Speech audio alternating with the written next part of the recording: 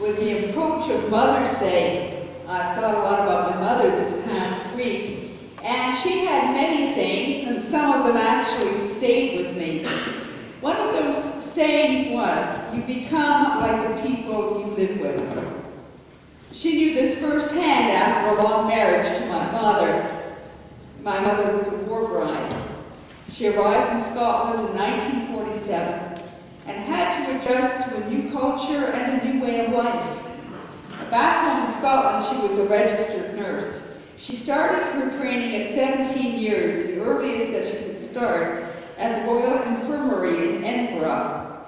And after completing her RN training, she carried on and completed training as a fever nurse.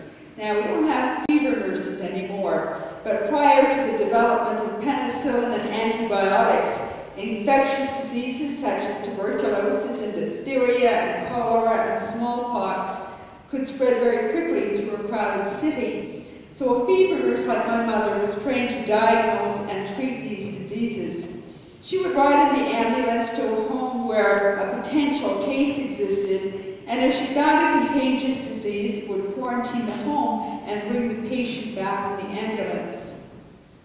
With the onset of the Second World War, she was employed in the military hospital, caring for wounded soldiers. The hospital was set up in one of the large Scottish estates that had been donated to the war effort. There were soldiers from both sides of the conflict there, and they were brought to recover from their war wounds. Back then, nurses lived in the hospital. When she came to Canada and married my dad, she worked and looked after a household, which was very different for her. She found actually she'd never done any cooking or cleaning or laundry all the time that she was nursing, so I think my dad actually taught her how to cook. He was a better housekeeper than she was. When she came to Canada, she found living in a new country and adapting to this new life was a very high learning curve. She changed, but then so did my dad. They changed as they grew together. They came to share the same attitudes, the same sense of humor. They also came to share the same mannerisms and expressions. Later in life, when Dad had Parkinson's and found talking difficult, Mom would always know exactly what he was trying to say and do the talking for him.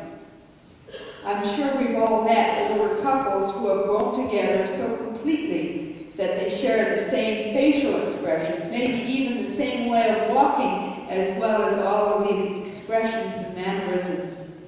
They look so alike that they could be mistaken for twins. They have abided together so long that they have lived so intimately together that they are part of one another as one half of the same complete whole. Now, this rather old-fashioned word abide has a sense of not only living together, but growing together in intimacy and in knowledge of the other. This close, intimate relationship is very like the relationship that Jesus had with his disciples. In our gospel reading this morning, Jesus uses the analogy of the grapevine and its branches to describe this close relational connection. Now, vineyards were very common in the Palestine of Jesus' day, and I believe they still are very common there. And caring for the vines was a time-honored profession.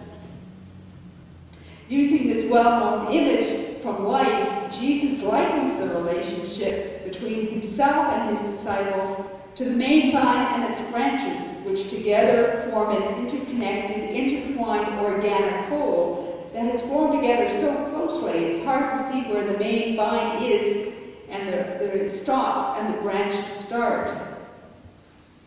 Now, to produce sweet, large, and abundant grapes, the vine must be pruned and the soil must be kept clean.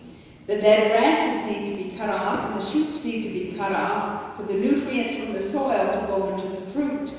So in the analogy, the dead wood is cut off and the disciples are pruned in order to bear good fruit, the fruit of Christ's Spirit.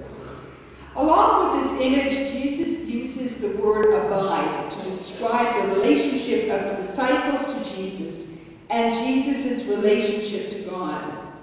In the New Revised Standard Version, from which we've heard our reading, abide translates the Greek word meno.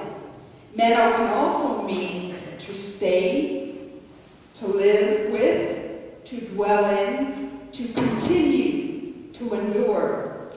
It has a sense of dwelling with, of living in intimate relationship with, in an organic unity and